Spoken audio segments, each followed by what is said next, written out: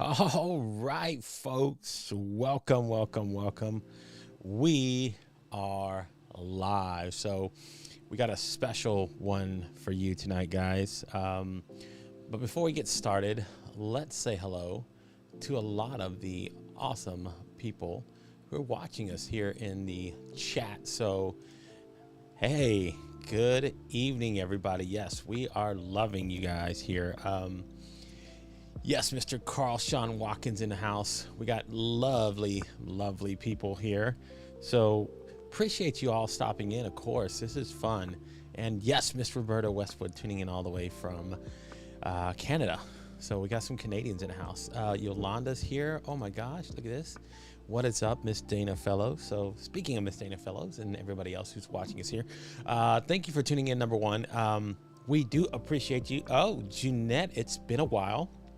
But thank you so much for tuning in. We got a wonderful guest lined up for you this evening, guys. But before we get started, again, if you're checking us out for the first time, please check us out on our YouTube page over at the Gay Blue Experience. We're always trying to build up our followership over there. We can customize our URL when we get over a certain amount, which I think we are already. I already did that. But you can go over to the Gay Blue Experience. It's www.youtube.com/C/the Gay Blue Experience. Like and subscribe when you're over there. Hit the notification bell as well. Let you know whenever we are live, whenever we schedule new live, and whenever we drop new video content on the channel. So thank you for checking us out on our YouTube. And of course, you can check us out on our favorite platform, LinkedIn, if you're connected over there. We got all these lovely people already here in the comments that are, there you go. I'm trying to subscribe. Please do. Go to our YouTube page, subscribe, check us out over there. Appreciate you as well. And folks, guess what? We have our merch store launched. So if you want to go check out our merch, folks, we would appreciate it there. There you go.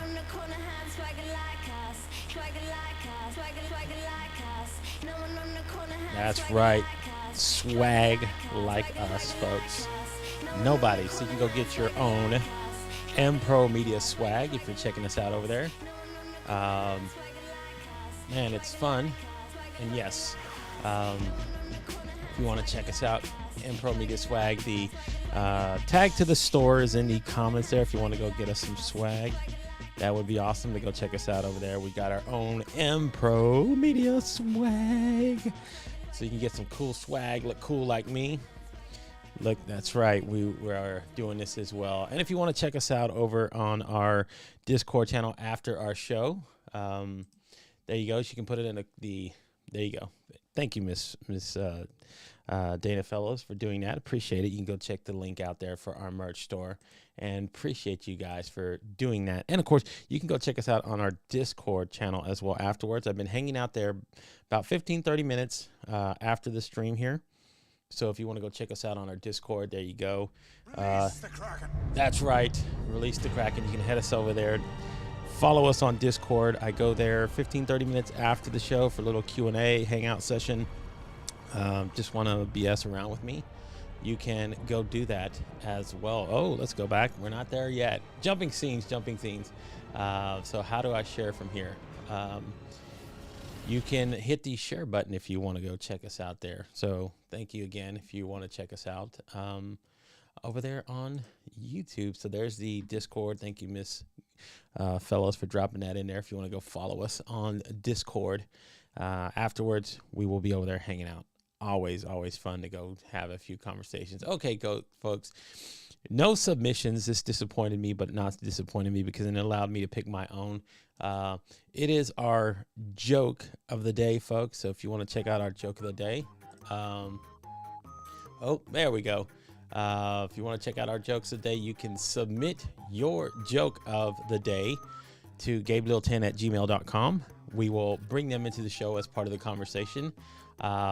So we had no submissions, so I got to pick some of my own. So here we go, folks. So here we go. If you want to check out, here we go. We're going to run our first joke. I put 2 jokes in here today. So this one's kind of a little tame, but this again, here we go. What did one butt cheek say to the other? Let's give a little rim shot there. Oh, not the applause. I want to give a little rim shot. There you go. Sorry, folks. Together we can stop this crap. So there you go. If you want to submit that one, and of course, my taste is a little bit more grading. So here's my joke that I chose. Hopefully, you find this one as interesting as well. What's the difference between a genealogist and a gynecologist?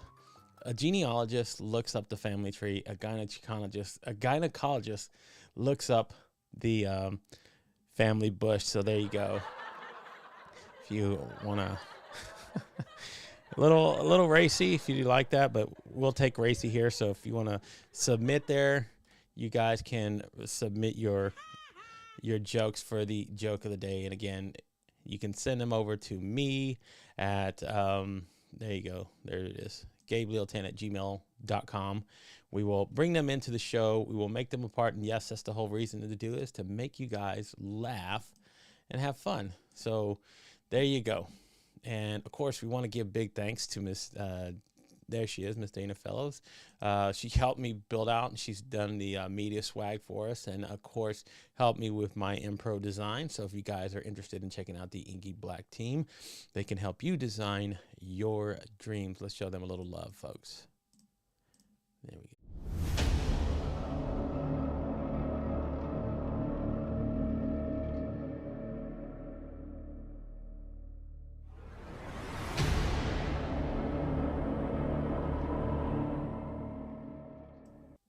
All right, there you go. And of course, Mr. Tally, I still have to send you an invite, but love this joke.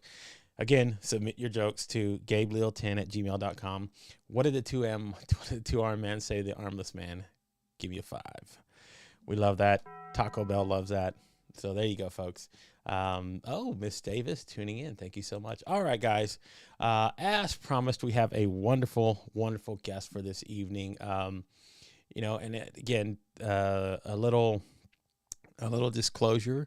We filmed this interview due to time constraints, so it will be partial live, what you're getting here, and then of course the interview will be recorded, but it does not change the fact that we had a wonderful conversation, and of course that you guys can still participate in the comments as well. And as you can see, our guest of honor is here dropping his own comments as well. Let me find where his comment is. It's in here somewhere. There it is. Mr. Roth is here, so if you want to check him out, he's in the comments. Drop it in there as well. If you got something you want to say snarky, please do. I beg of you. All right. No more holding back. Here goes our interview with Mr. Dan Roth, everybody. We are there. Hey, everybody. So thank you so much. We are here with our guest for the evening, Mr. Dan Roth. Let's give him a little round of applause for tuning in. So if you guys have been watching the show, been around for the last 2 weeks, of course, you've noticed this man in our comment, which has been pretty fun. Part of the idea of why I've thought of the idea of like doing jokes of the day is because I've seen people dropping fun jokes or comments in there. I was like, you know what, this is going to be part of what we're going to do for the show going forward. And what's funny because what you guys kind of started and inspired, my guest the other night on Thursday night, Julian Whitney, wanted to participate. And I had put in the actual comments that if you wanted to submit a joke of the day, to email it to me and we could add it in. And she actually dropped it in the comment. And she didn't know, but it was a really good joke. It was really funny. And I got a giggle out of it. And then afterwards, after we had done our show, she went back and was replying to some of the comments in there. And she saw it. And she's like, oh, my gosh, I apologize. I was like, no, you're fitting right in, Julian. That is par for the course. So don't feel bad at all.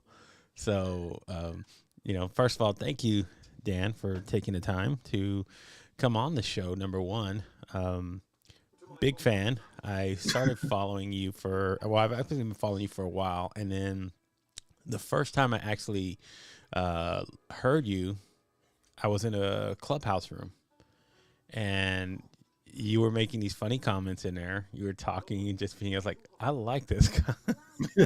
I like what he has to share.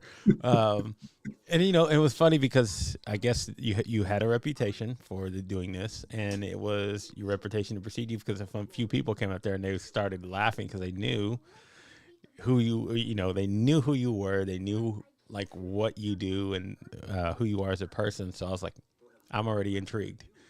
So whenever I heard you and then started just following your content, and then a few other people uh, made mention, and one of them that was real fun was somebody we both know, Future. She's actually been on the show. Really cool. One And of my best friends. Yeah. she's like, you would love Dan's sort of humor and the way that he does and just who he is as a person. I was like, well, I started following him. So yeah, I'm going to ask him at some point to come on the show.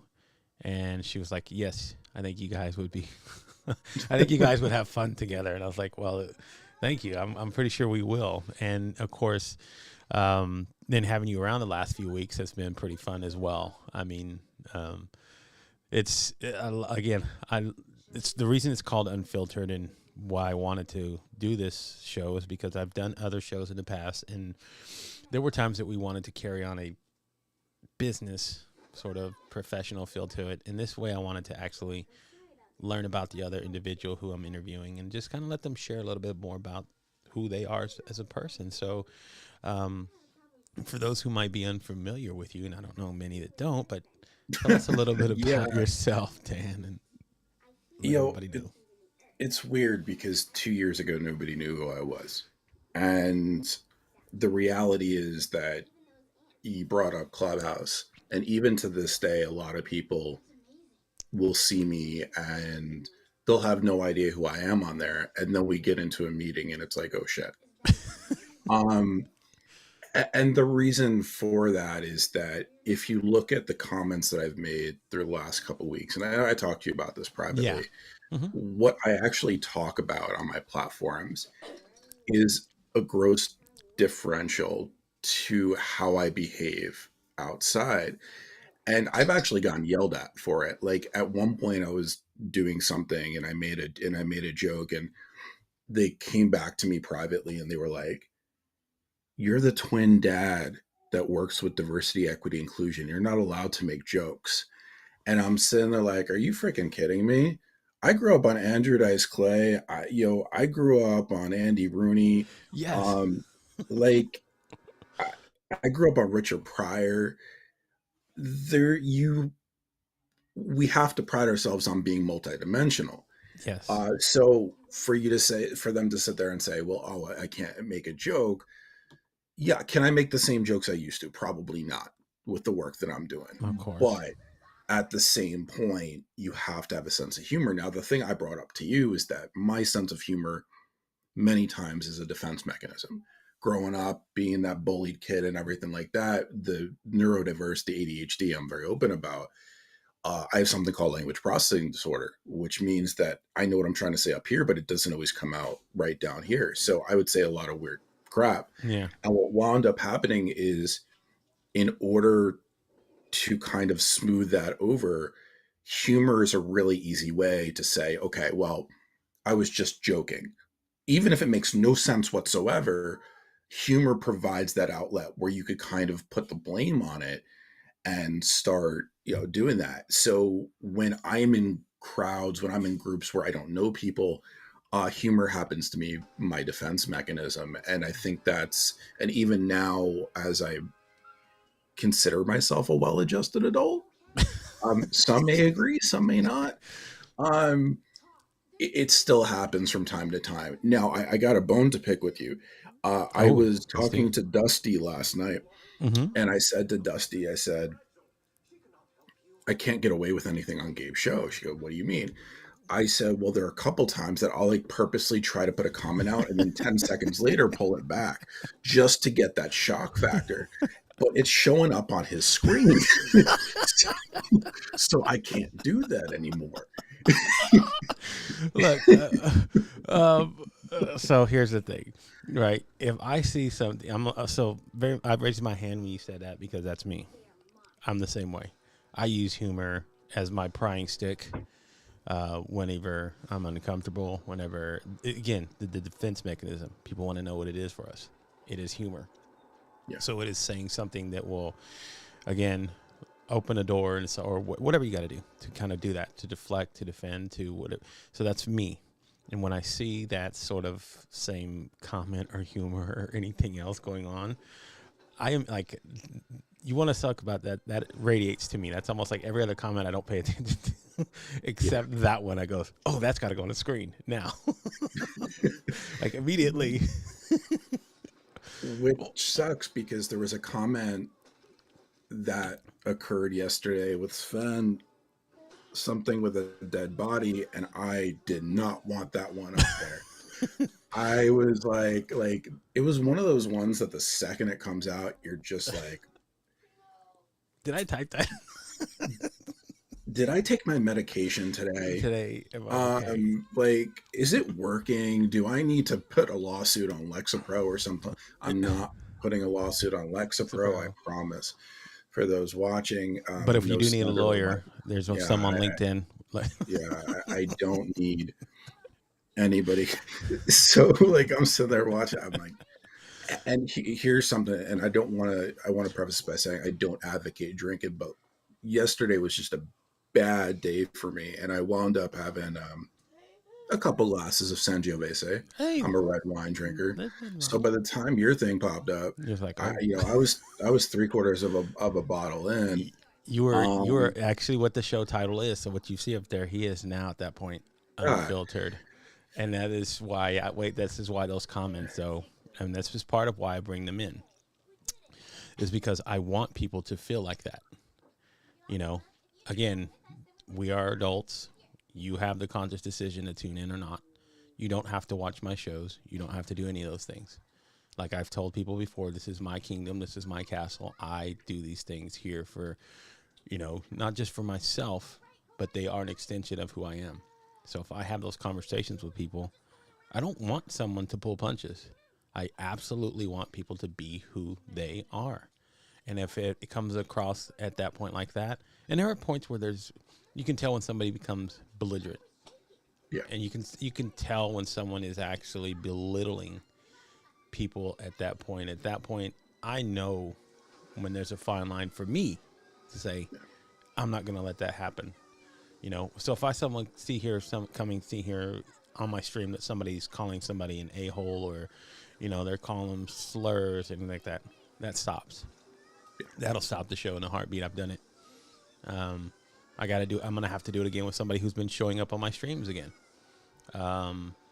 She went into a stream last night that I was broadcasting after we did the show, and was, calling people stupid and all these other things.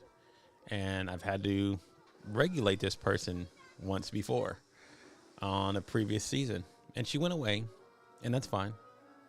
But she came back. That's fine. Like I said, I give the benefit of the doubt for some people until I see that's the track record and them going over again. So like her comments and her showing up in here again, I probably won't bring into the stream anymore. And I can also kick those people out of my streams and block them, which, well, I'll probably do that again. But that's the whole point of it all, of saying, hey, I don't want you to have to do that unless you get to a point. So if we're having fun, we're having, like you said, people take that diversity and inclusion thing a little sometimes too extreme, and because there is a fine line about it. You do want to pay attention, you do want all those things, but then there's also a point where, like, there again, we're adults, so we do things, we say things, there's things that do go on. So I don't want anybody to feel like that. And like that's why I love what you bring to what we do every night, because I think what that does also, Dan, and I'm gonna tell you what, this is a benefit. I think it allows other people to see, and they do that, and they see I pull it up on the screen, they see you doing it in the stream, and then they want to go, this is fun. I like doing this too. This is part of who I am. I usually just don't do this because, for whatever reason, scared or whatever, or like you said, they might get reprimanded. I've done it before or something. And I don't want that. I want people to come in here and just be those sort of people that can say those things. And of course, like I said, when there's a fine line, I know it and I will draw it and I will tell people, hey, guys, this is, or, I won't pull into comments. Sometimes I've done it where I message somebody privately. I need to stop my kids from listening to Baby Shark. I am hearing it in the background and it is driving me nuts. I'm texting my wife right now. No more Baby Shark. No, Baby Shark. Hey, yeah, You that know was what? that drove me crazy too. Yeah, you have a lot shorter. You have a lot longer leash than I do. Yeah. Um, I mean, you know my group. Mm-hmm.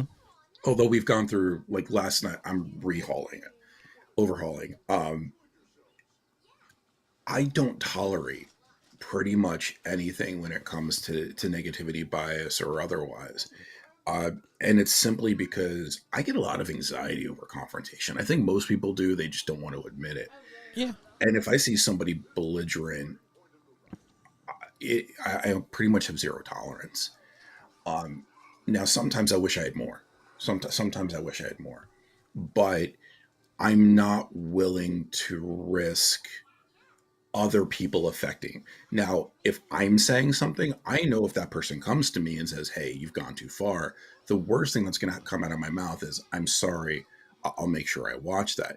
But then there's other times where you don't know how to react. So, yesterday, one of the things that was difficult for me was, I did the live with Mark Talley. For those that don't know, Yes.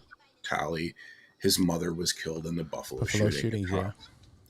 And Mark, as I've gone to know him, everybody has this expectation that he's going to be stoic, he's going to be somber, so on, and that's just not his personality. And at one point in the show, Robin Hurd Graham, who is John Graham Jr.'s mom, John, Yes.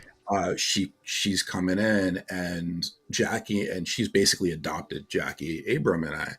So fucking Mark goes, I have a joke, but I don't know if I should say it. And then he's like, okay, well, I'm going to say it.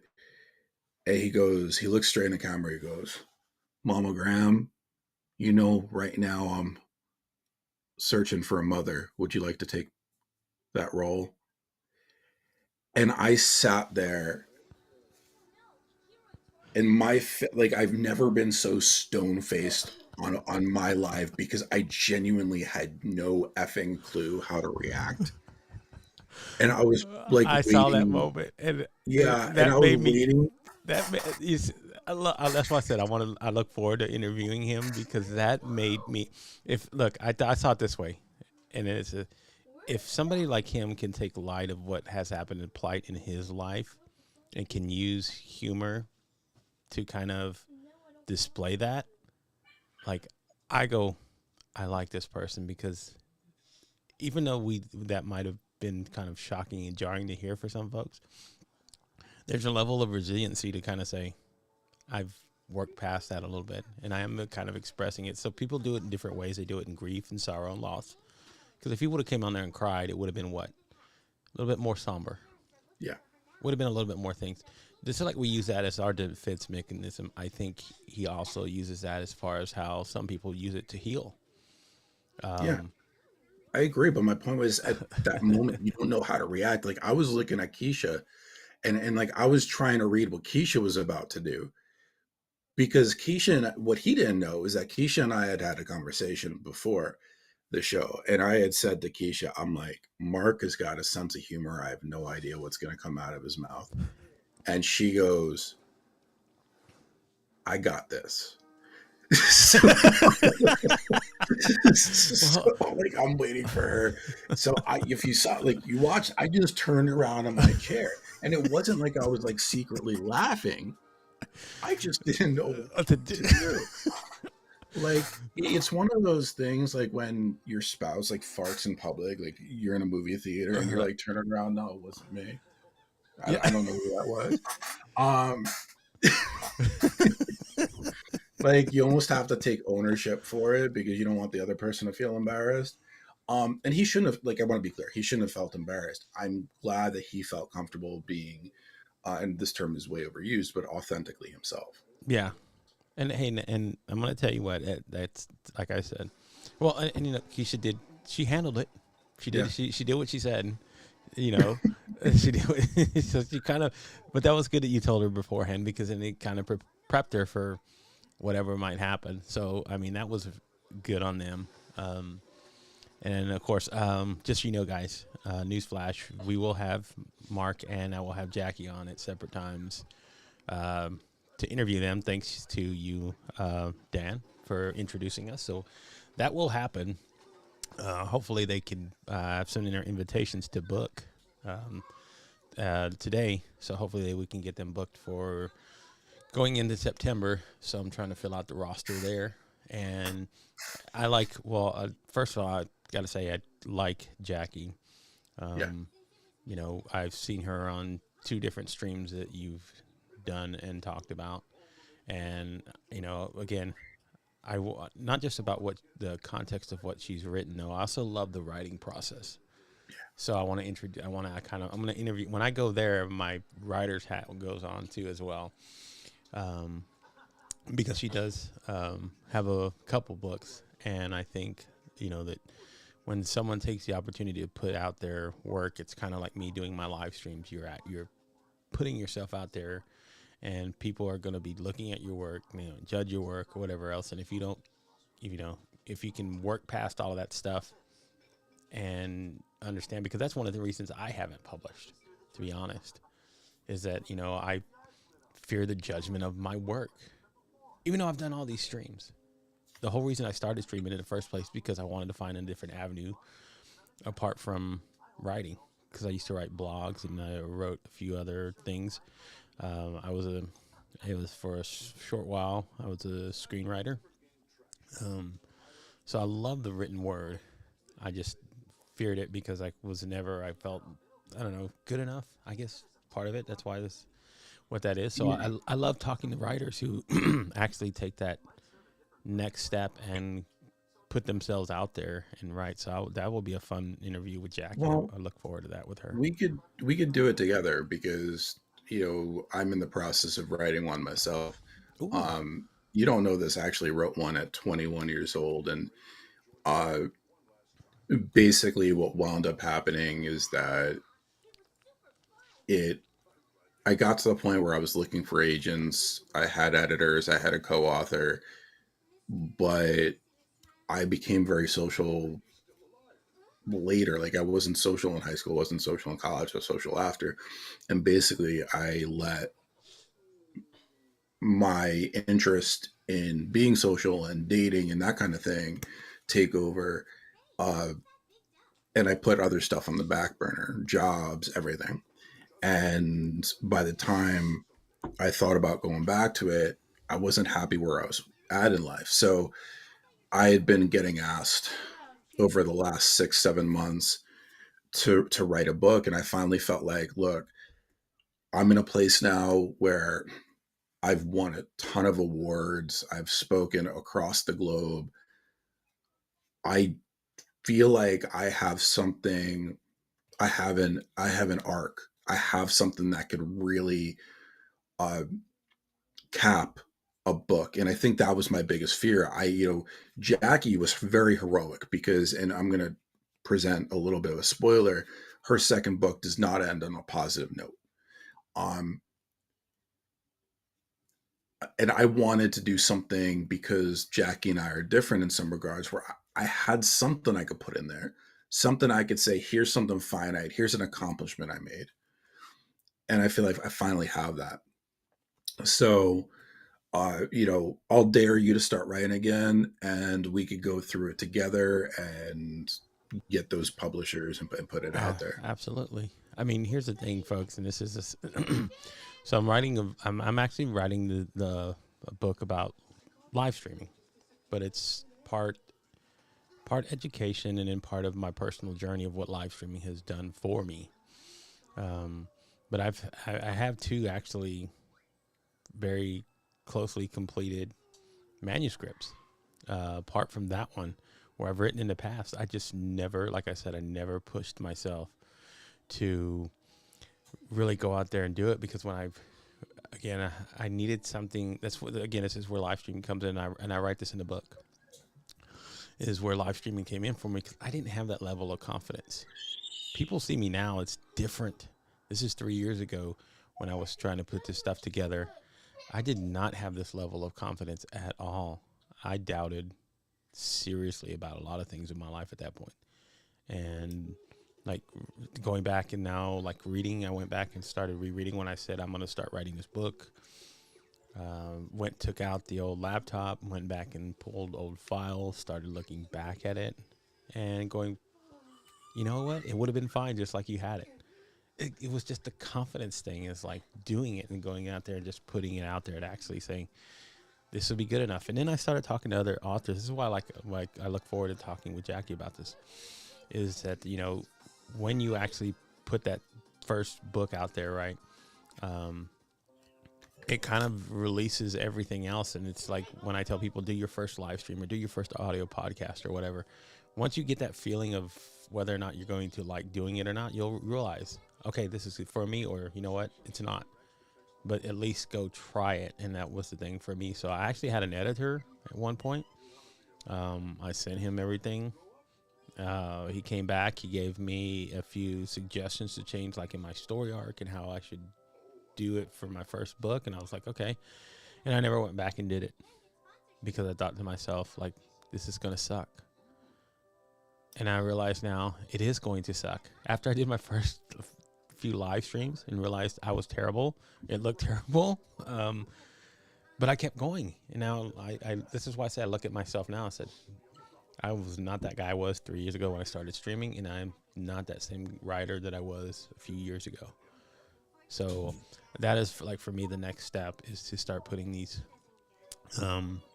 books out there of my works and just say, okay, here they are, and then see where they go. I mean, that's the whole part about doing a book, is that you feel like you have something to share and you're going to share it.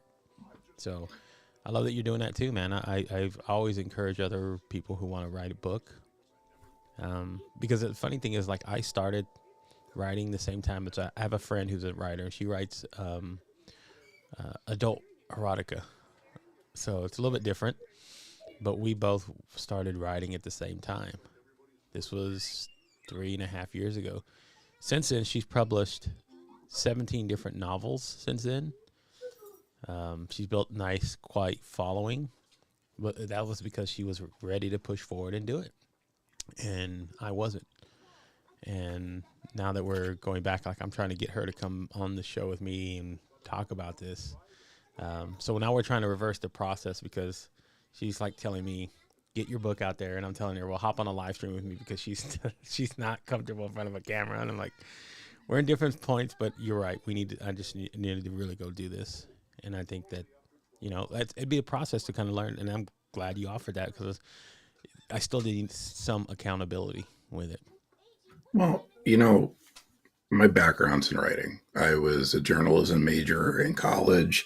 I was a managing editor straight out of school. I've always been a writer, but I think part of what happens is that, and this is part of my issue with the American school system, which we won't get into. We don't always focus on what people do best. Instead, we focus on the prerequisites that society feels we need. And for me, writing was always that thing that was able to get me through, but I learned very early on that I wasn't a news reporter. I was a feature writer. I liked using metaphorical language. I enjoyed being able to paint people a picture. My writing style is very much, I want there to be no doubt how somebody should be reading it. So when they're reading it, they're hearing it in their head, because that's the way that I'm writing it down. And I love writing. Honestly, I had given up writing until I came back on LinkedIn, because I was at a point where it was like there was no money to be made. Here's a story I'll tell you. I'll tell you the moment I gave up writing. And this is a great story. You'll appreciate this. Yes, tell me this. So my first year in San Diego, my wife takes me to a Yankee game against the Padres, and we're great seats. Like, she does it up. I don't, you know, I remember it was Mariano Rivera Appreciation Night. And behind us is this guy from New York. And I've got the gift of gab. I talk to people. I got it from my mother. Um, and we start talking. And the second I start talking to New Yorkers, we're going. And he starts asking me questions, this older guy. So afterwards, he's like, give me your contact information or email, I'll reach out to you. Didn't think much of it. I gave him my email. It wasn't a creepy thing. Couple days later, he gives me a call. His mentee for 20 some odd years was a head honcho at ESPN. So he gets me a meeting with this head honcho at ESPN, and we jump on a call,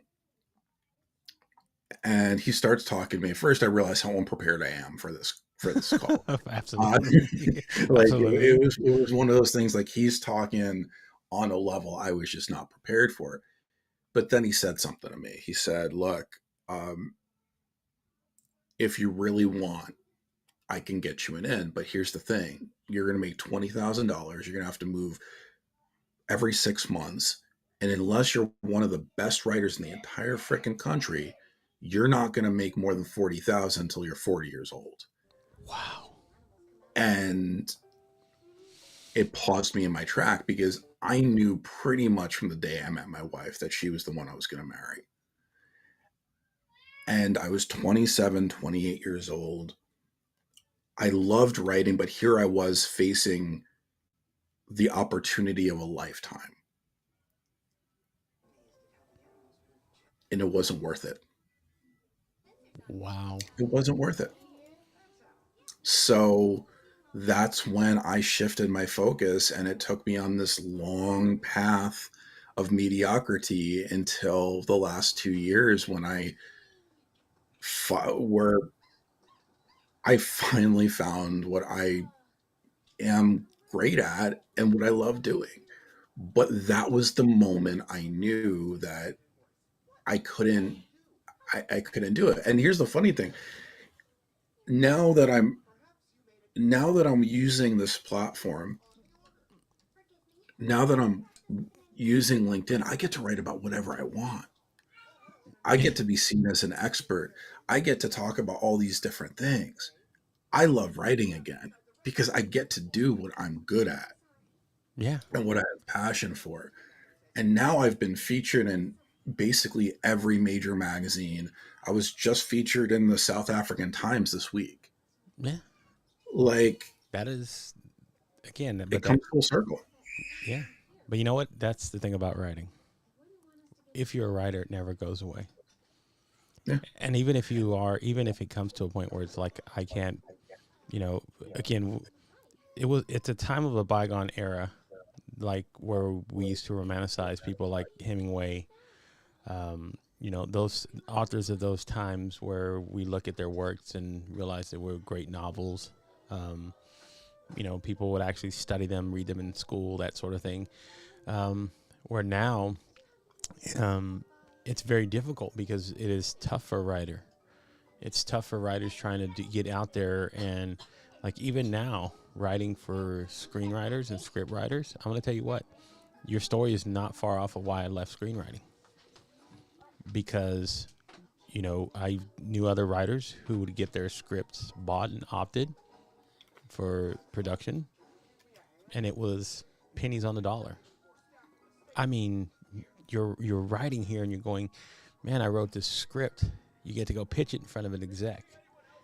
They might even like it. Your publishing agent, I mean, your agent might even get you a writing gig, right, with the studio, and the pay is like you're talking about $30,000 a year. But then you see somebody you see a director getting paid $200,000, $1 million to direct your work. Well, I'm going to pause you there because for two reasons.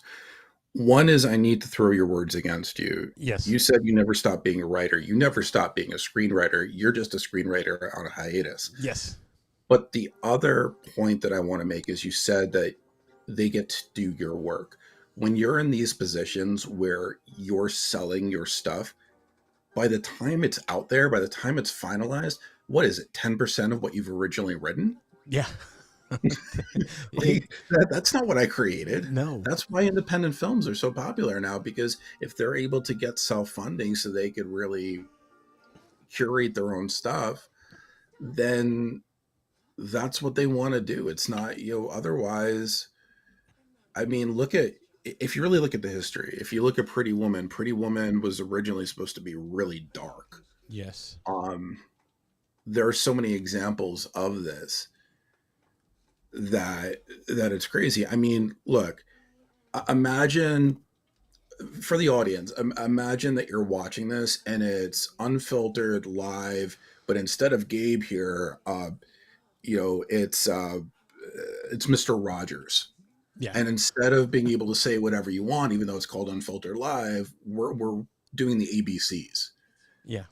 That's that's what it amounts to. Yeah. It's not very common. So there's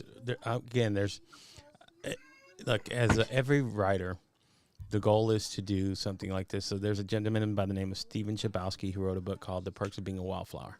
He wrote it as a novel first, right? And then it got sold and optioned by a studio. They were going to have another writer do it, and he was on as just a consultant, I think, at that point. And the studio did not like what they had done for the adaptation of the book. So they sold it to another studio. That studio couldn't do it. So then they finally were about to give up on the project, and they asked him if he would do the adaptation. So he's like, of course. So he went back and he did the adaptation of his book into a screenplay. And then from there, they liked what it did. So they were going to hire a director. They had a director they were going to hire. Director did not like the screenplay that he'd written, the script. So he quit the project. So they didn't have a director. So as a perk, he asked, could I direct my own movie? Never directing a movie before, ever in the past. And they said yes. And they allowed him to direct it. And it was a great film. So he was a writer who got to write his own book, turn it into an adaptation of his own book into a screenplay. And then from a screenplay, actually get to see his vision created and put on screen. So that's why, like, guys who you see people who, this is why we were, like, as screenwriters, why we romanticize somebody like Quentin Tarantino, because he gets to put his own ideas out there, create them, put them there, and then actually project that onto the screen of like what he sees. And it's not a watered down version of his original idea, of his original script of how he wrote things. That was, for us as screenwriters, those were big moments, because we were like, man, you can transition from becoming a writer into actually seeing what your vision is from one thing to another. And yeah, like Pretty Woman, it was a very dark, Netflix has a wonderful series talking about these like movies that we love, is what it's called. And they talk about, yeah. I know which one. Yeah. And it's what they talk about is how some of these scripts, like, they get put down in literally piles upon piles of scripts that just sit there from writers that option that a lot of studios will pay for, but they never. That's another part of it I won't get into, but that, like, they'll buy a script and just let it sit there, and they'll own the rights to it, and it'll be like, whatever. And they have people that come in, and script readers who go in, and then sometimes they're just like junk, and it sits there, and it's a work you'll never be able to ever go back and revisit, redo, unless the studio again reaches out to you, because then they own it. It's their intellectual property at that point. So I had a friend, that's his thing. He was a writer. We came up at the same time, and he actually got his script like pitched in front of a studio. They purchased it, and they paid him. Luckily for him, they paid him pretty good. So he got $100,000 for his script. Oh wow! Yeah, we were all celebrating. I remember we were celebrating, but never. He was excited because he thought, "Wow, the $100,000. They must really like my script. They're going to turn it in," and nothing ever came from it. It just sat there for $100,000. And that's the thing about it. Sometimes it's right. That's why I say so I love seeing creators like Jackie who are doing that and going sometimes the self-publishing route, because they get to put their works out there, whereas it goes through, let's just say, a publishing house. They have their own in-house editors. They might go back and say, we don't like this. You know, there's a give and take there. But I like, for me, that was where I was like, when I saw what happened to my friend, and after like seeing his script, like that was happening, and it was a really good script. And I remember we were putting our scripts in script competition stuff. It's a little bit different now, but back then it was a little bit harder to kind of do it, because it wasn't as easily accessible to like sending stuff out to the West Coast, because that's where the majority of I'm in Texas, so the majority of the stuff is filtered through there, because that's where Hollywood is. That's where all the screenwriters, script writers, the guilds are, the whole 9 yards. So, but I'm like, I agree with you. I am a script writer who is still a script writer who's just not figured out full circle yet. Kind of like what your story is, where you get to write and create. You start what you love to do on LinkedIn, which is why, let's bring it back full circle, back to LinkedIn, why it's such a awesome platform. How people can kind of actually get on here. And here's the thing. A lot of people pigeonhole me as this LinkedIn expert. I'm not here to say that LinkedIn is the greatest thing since red wine. What I'm here to say is that LinkedIn was the vessel I needed at the time when I had to do something. And I was able to. So here's what I mean, because I see the look on your face. yeah. When I was unemployed and sitting there for over a year with no money to my name, it was suggested to me to look better for employers. And when I came on, LinkedIn was the right vessel, because that's how I chose to do it. But the thing that I had going for me is that, being a writer, I understood very early on that in order to do it, I had to do it right. So that's, you said your friend that writes the erotic fiction. Well, this comment is going to be for her. I have horrible body image issues. And I went on LinkedIn Live and I said, hi, my name's Dan. I'm neurodiverse. I have ADHD, and that's it. And the reason that was so important is because to do it my way, I had to put myself in the crosshairs. So I knew that there was going to be bias in relation to neurodiversity. There still is. There always probably will be, as much as we don't want to say it. But I also knew that those wouldn't be the companies that I wanted to work for. So I come on and I tested everything out. I tested articles out. I tested print, picture. I tested all of it. And I wound up with my post, Job Connection Tuesdays, which started generating 50, 60,000 people every week, and eventually hit 90,000. And it was because I found a gap in the market. And as I'm going through this, and as I'm gaining notoriety, as my social presence is growing, that allowed me to be more open to do the diversity, equity, inclusion work, the women's empowerment work. It allowed me to help put people in contact with the right individuals to help them find things. While I'm known as a job search expert, I help people in every regard that they could think of, and have gotten the opportunity to speak. I mean, give you an example. I did two keynote addresses in Nigeria. I learned Yoruba to speak with them because I wanted to be respectful. So if anybody out there speaks Yoruba, showadada. These are the types of things that we have to do, but it's all a presence, and it's all part of the path. And before I finish up on this, because we talk about writing books, Future Kane, sit with yourself. Yes. That's the name of your book. Sit with yourself. Yes, girl. Yes, girl. We talked about this.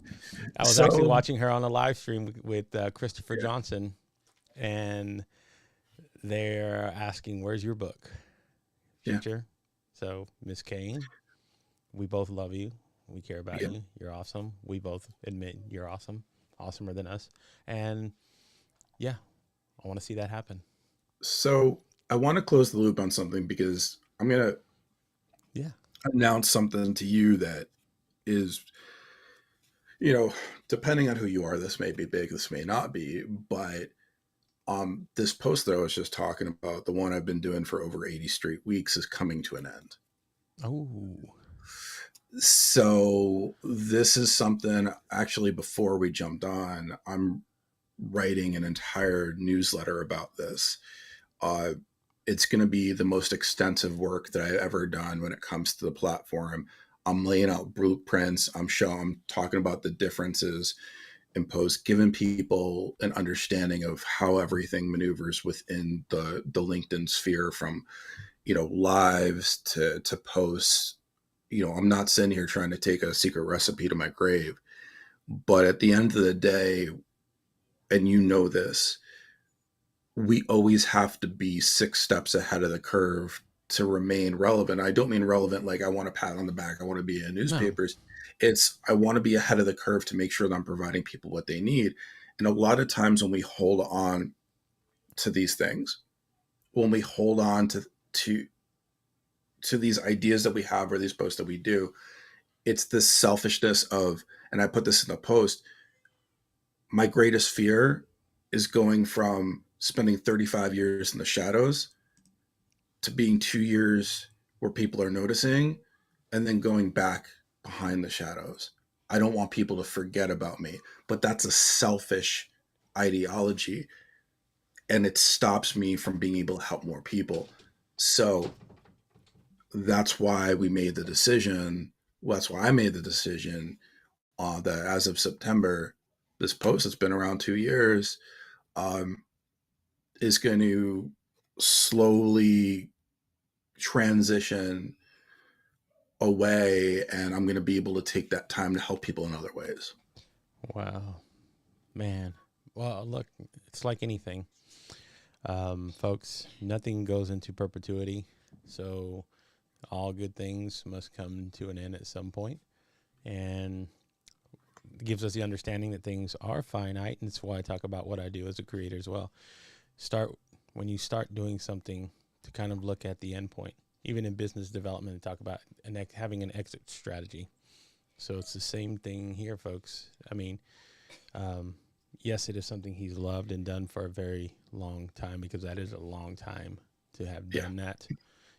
For those who don't count, that's very close to almost 2 years of doing what you've been doing. And that takes time, that takes effort, that takes work to put into it, even to build the consistency and attraction and everything else goes along. But again, there are times where you have to just say, not that I've reached the pinnacle with it, but there are things, like you said, that you want to do with that time to help others. And this will afford you the avenue to do it. So, hey, applause. Hey, Gabe, To do that. just to, Yes. just to give you a detail, Yes. I've spent, and I just calculated while we're here, I've spent over 600 hours Wow. on this post. And this is why I laid out the blueprint, because people don't understand the time it takes. And look, in my newsletter, I compare Social Saturdays to a targeted post like I do. Yeah. And it's not to knock Social Saturdays, although everybody knows I'm not the biggest fan. Yes. But it's to do a comparison on why it's such a time suck. But it's all been worth it. I've put job seekers in front of over 77 million people over the last 2 years. So sometimes things just come to an end. Oh, and by the way, I don't want to leave this interview without saying how ironic it was that your daughter was walking in as you were on here talking about the erotic fiction. Yeah. I'm like sitting here, like I'm dying. I'm dying in my head. Like you're spewing this out. I see her in the background. I'm just expecting her to be like, I know, folks, but they know, believe me, trust me. But hey, you know what, Dan, thank you so much. Number one, for taking the time to come on the show. I do appreciate having this conversation. Number one, number two, grateful for the introductions that you've given to me. I think those are going to turn into really great, not only great conversations, but just great relationships. I love to meet people like that and just carrying on beyond just the conversation. So There are times that I've meet people, they come in here, we have a conversation, they leave, and then there's some that I really want to learn and how to connect with them. So I'm glad that I'm going to get to meet both Jackie and Well, Mark. I meant what I said. Anybody in my network that you want to do a show with, I will provide an introduction. Okay. I don't offer I things that I love don't back up. offer. I love that. And, you know, we've talked in a few others. So, Tegan, I'm reaching out to you this weekend as well. She's actually going to reach out to you. Oh, good. So, like, I talked to her about.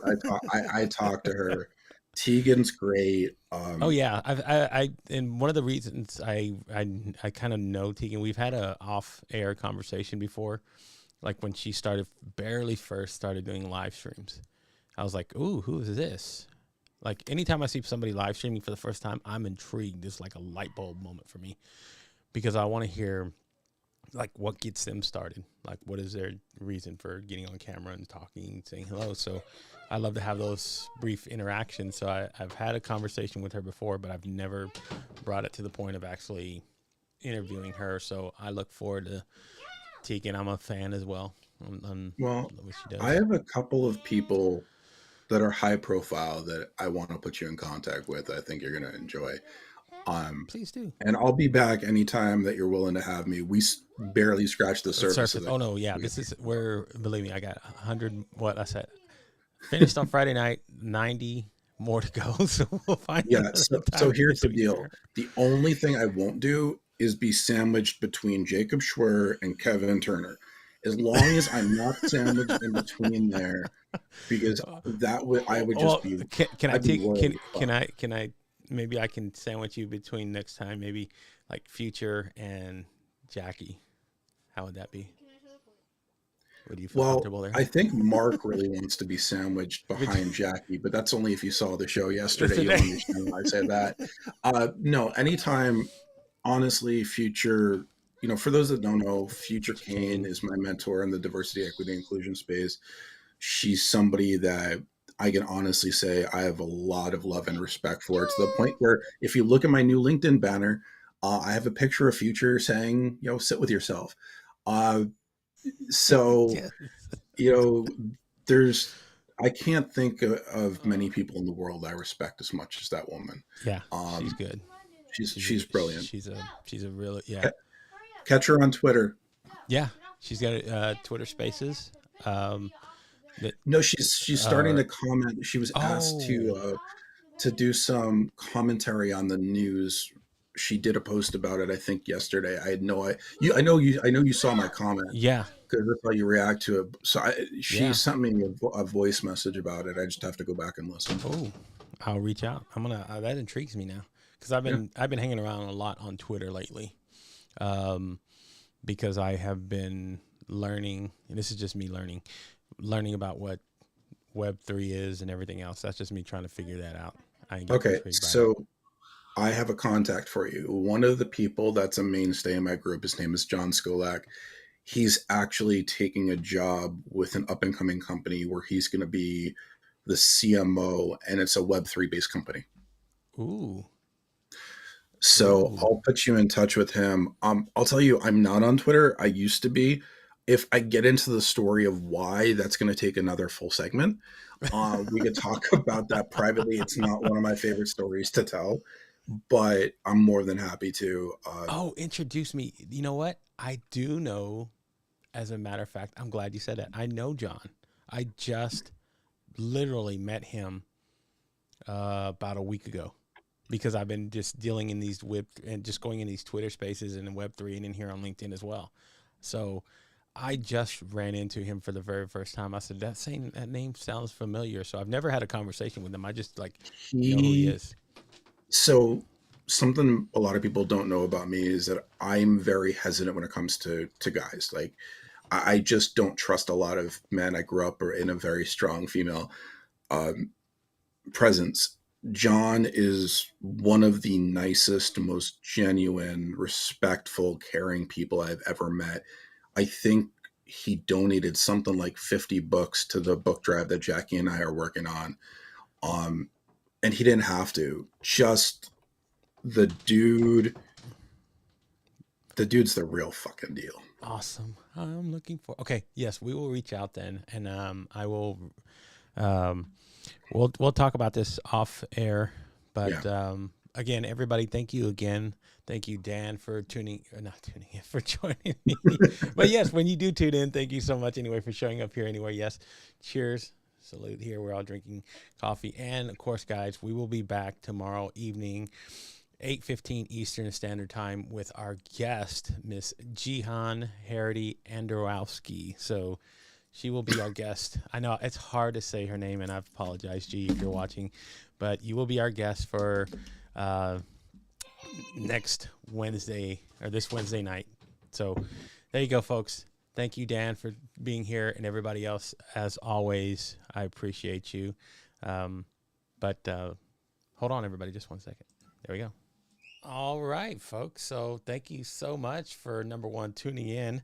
Hope you guys enjoyed that conversation. At some point, I will have Dan back on the show. But I want to thank all of you, first of all, for tuning in. It's been awesome that we had so many people tune into a recorded video. I mean, this kind of blows my mind a little bit.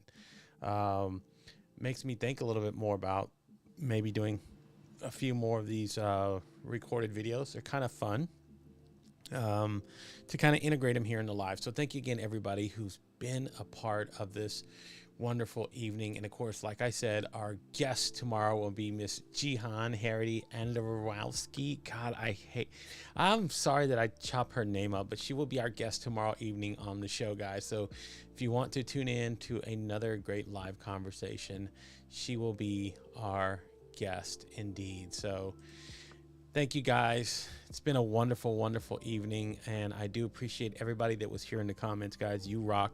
I'm heading over to the Discord channel if you want to head over there afterwards. I'll be just hanging out there for a little bit. And if you want any Q&As, want to learn more about me, learn about how the interview process goes, or even if you think about coming on to be interviewed, reach out to me over there at our Discord channel. There you go, guys. It is the Kraken, and it's in the comments somewhere. So if you can find it, you can head over there. I actually need to start pinning those things in here now that you can do them on LinkedIn comments. So if you want to check us out, folks, then head over there. And of course, thank you, Dan Roth, for the wonderful interview. You guys rocked it this evening again, and we will be back tomorrow evening, 8:15 Eastern Standard Time.